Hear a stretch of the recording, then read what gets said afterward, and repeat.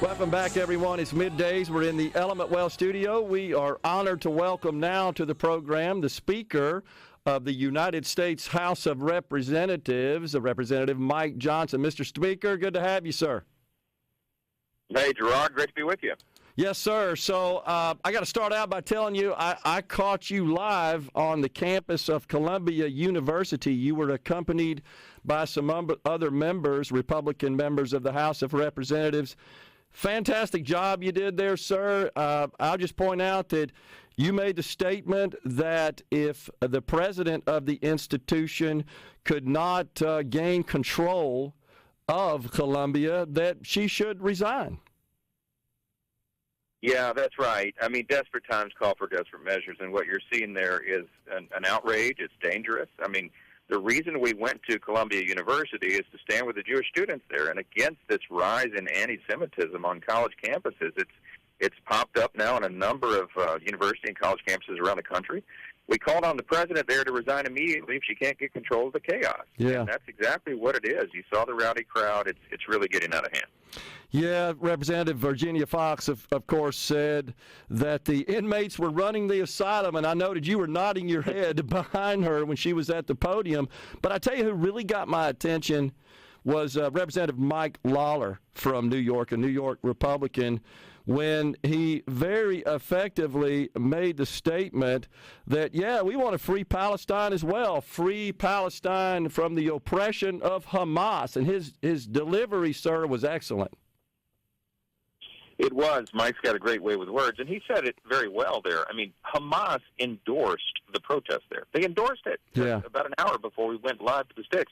That's all you need to know. These kids are waving around Palestinian flags, and they're siding with the terrorists who engage in just the most unspeakable acts on October 7th when they attacked and killed innocent Israelis. They raped and murdered women and children. They put Jewish infant babies in ovens and cooked them alive. I mean, this stuff sounds as bad as it is, and yet we have these students who are on the side of that darkness.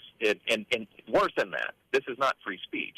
What they're doing is they're harassing, intimidating, threatening these poor Jewish students who are just merely trying to go to class and get an education. If you wear a Star of David, you're targeted on the campus. And it was so terrible, the administration canceled classes because they were in fear of the safety of these students. I made the point, and this is very simple. If you're an administrator on a university campus, your first and most obvious job is to keep the students safe and secure. And if you can't do that, you don't deserve the job. And as I recall, to the question about what should be done with the encampments there, you said they should be dispersed and go back to class. Yeah, they're wasting mom and daddy's money. You know, $93,000 is the tuition there. They need to get to class, and they need to stop harassing their fellow students simply because of who they are. You know, because of your religion, because of your ethnicity, you shouldn't be relegated to be a second-class citizen. I thought we were beyond that in this country, and it's the radical left that is siding with the dark side here. Yeah. So let's talk about these foreign aid measures which passed the House over the weekend, were transmitted to the Senate, passed the Senate, and now the President has signed off on them. No secret that many Americans, especially Republicans, feel a little bit frustrated over the additional funding going to Ukraine. You have indicated that you've sort of had a change of heart, I guess is fair to say. Tell us the rationale for supporting that legislation. Yeah, great point. Look, we're all frustrated. A couple of things to remember is that we have the smallest margin in U.S. history right now. We only have a one-vote margin of the House Republicans, and we only control one chamber. So the Democrats are in charge, obviously, of the White House and the Senate. So we can't get 100% of what we want. If we were in charge, we would write very different legislation.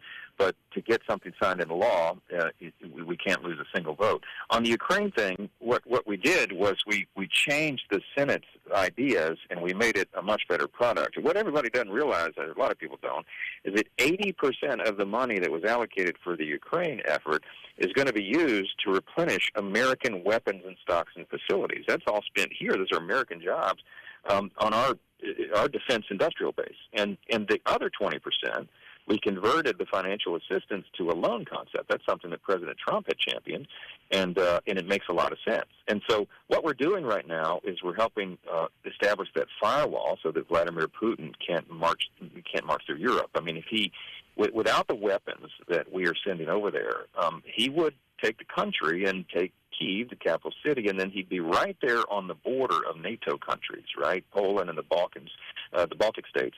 And that's a serious problem because then that requires the assistance of American troops. We don't have any over there in this conflict right now, and that's how we need to keep it. So a small investment to prevent a much greater one down the road, and we stood by the old Reagan doctrine of peace through strength. We've got to show the terrorists and tyrants around the world that America is still the superpower. We don't need boots on the ground. This is the opposite of that. But we've got to project strength. Border security and control. The House passed H.R. 2, which incorporates sweeping border security measures. That was almost a year ago, but we can't get any action in the Senate. Many Americans want to know, Mr. Speaker, what can we do about the border? Yeah, we fight for it every single day. It's the number one issue. No matter where anybody lives in the country, the border is that open border is killing us. I mean, in a literal sense. We have violent criminals in the country. We have terrorists who have set up cells around the country, and I think the actual number is about 16 million illegals who have crossed since Joe Biden first walked into the Oval Office and started issuing those executive orders to do it. Here's the problem. As you noted, we passed our legislation over a year ago in the House, and it's sitting on Chuck Schumer's desk collecting dust. We passed resolutions. We impeached Alejandro Mayorkas, who's the Secretary of Homeland Security, who's derelict in his duty and engineering all this stuff.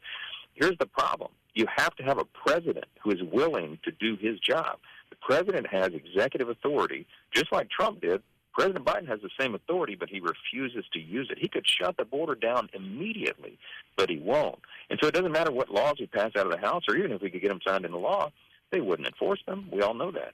What we have to do is get to the election. We're going to fight for it every day. We're going to put every ounce of pressure we can on the president to do the right thing, but I'm under no illusion that he will. I think President Trump is going to get reelected in November, and we'll get that thing handled immediately because he's the strong hand and he believes in a strong border, and it just makes sense to all of us. We got just a little bit of time left.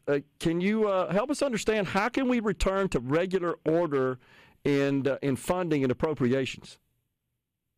Great point. I mean, that's something that we've got to reform. The budgeting and spending process is terribly broken in Washington. And as someone, one of my naval veteran friends said, it takes 3 miles to turn an aircraft carrier. We need to do transformational change to how that system works.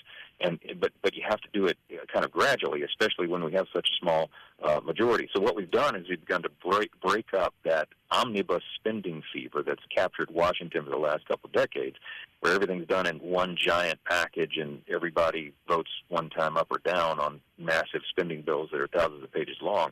What we've begun to do gradually is break that up into smaller pieces. Gotcha. And what we're going to try to do for this next fiscal year is 12 separate bills. That's how it should be done. Great. I know you got to go, sir, but we are so grateful that you took a little time out to join us here on Middays. We appreciate you coming to the great state of Mississippi. Enjoy your time here, sir. Thank you. I love it. Thank you so much. Good. Thanks for having me. Yes, sir.